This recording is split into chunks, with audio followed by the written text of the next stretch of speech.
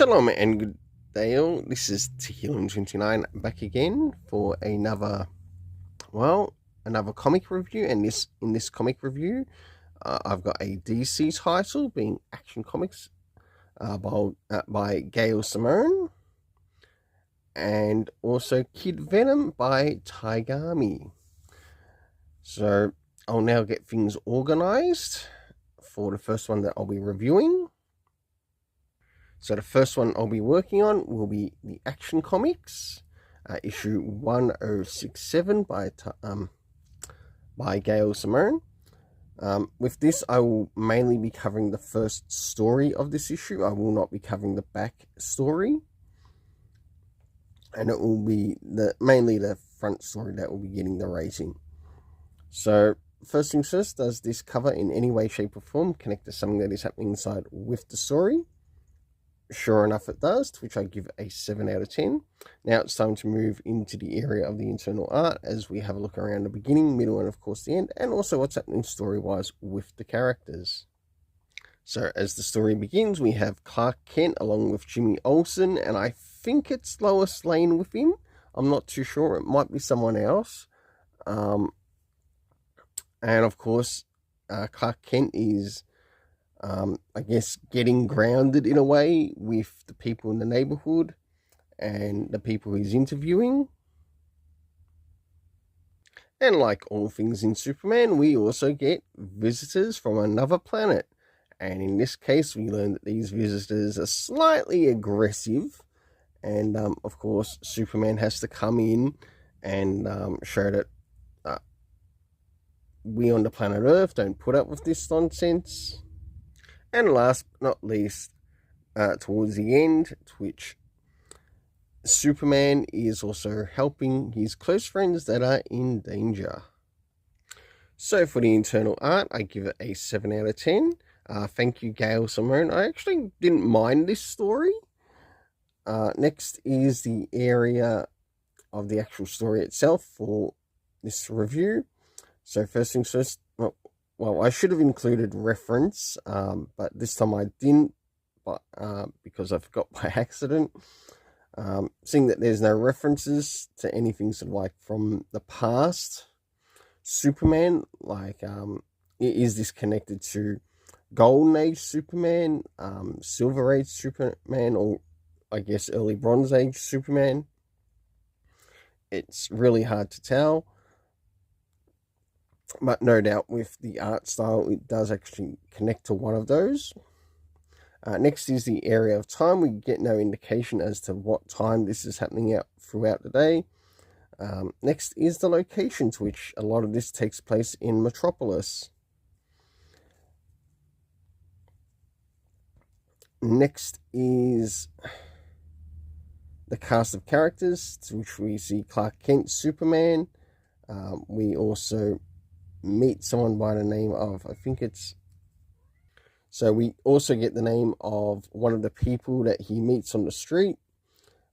We get the appearance of Wonder Woman, Batman, Lex Luthor. There was also Galalox, however it's spelled. We had Jimmy Olsen and a couple of other people. For the overall story rating in this, I give it a 7 out of 10. Now it's time to move on to Kid Venom.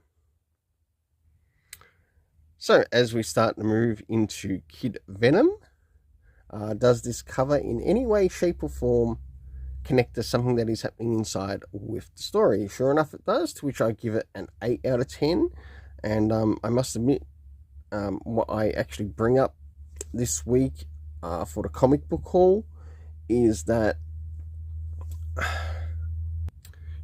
I think I'd actually really come to like this series, and surprisingly I might have actually been right because of how this story is actually written. So now it's time to move on the area of the internal art as we have a look around the beginning, middle, and of course the end, and also what's happening story-wise with the characters. So as the story begins, we wake up in Japan in the year of 977 AD. We learn that the day is the May 5th and it's at 1 p.m.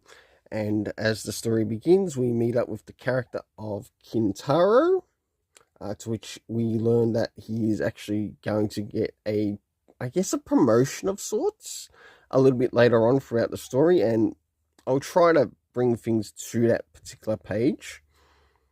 And of course, we end up meeting like one of the other people that he knows, and he's also talking with his symbiote. So he's Venom symbiote in this particular time period. And we learn that one of the, other symbiotes that he's going up against to try to get the data on, and we learn that how things are sort of like seen within the eyes of the symbiote that he's merged with, and I really like how that's been applied to the story here. So really great work there with Taigami.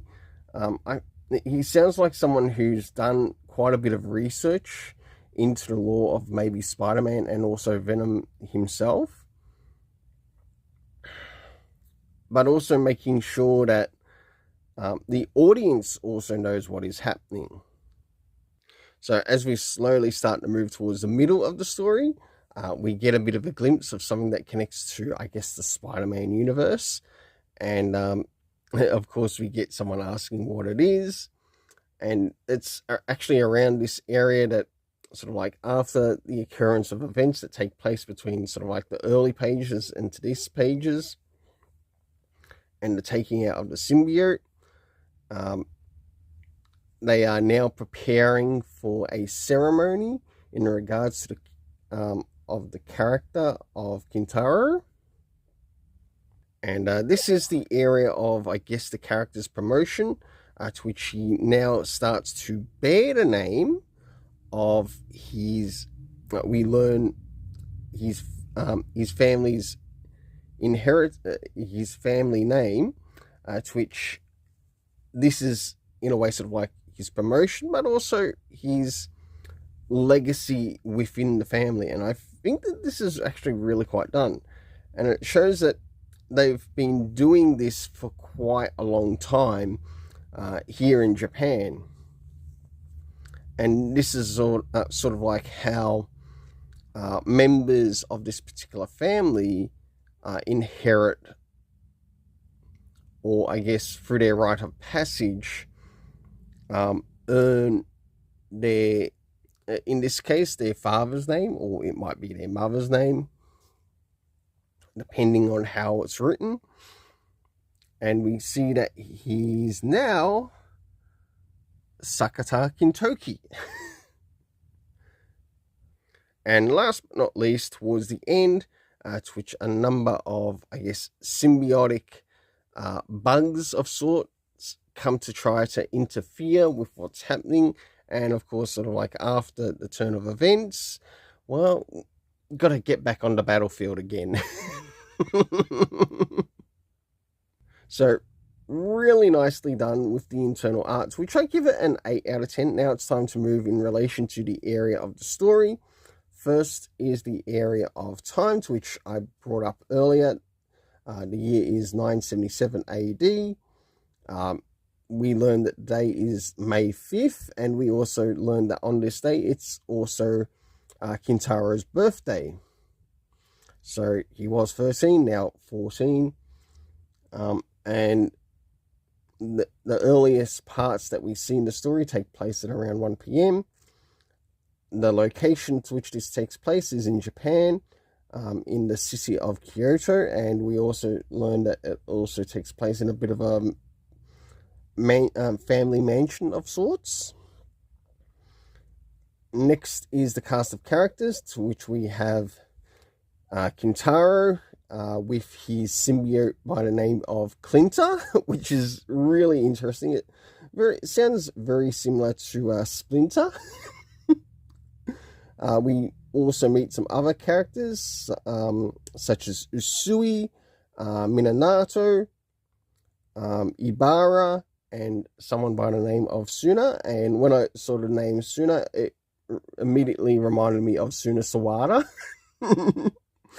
from Hitman Reborn. Not saying it is, but it just reminded me practically straight away. So for the overall story rating, I give it an 8 out of 10. I highly recommend you check out this series. Until then, let's keep it colourful and have yourself an awesome day.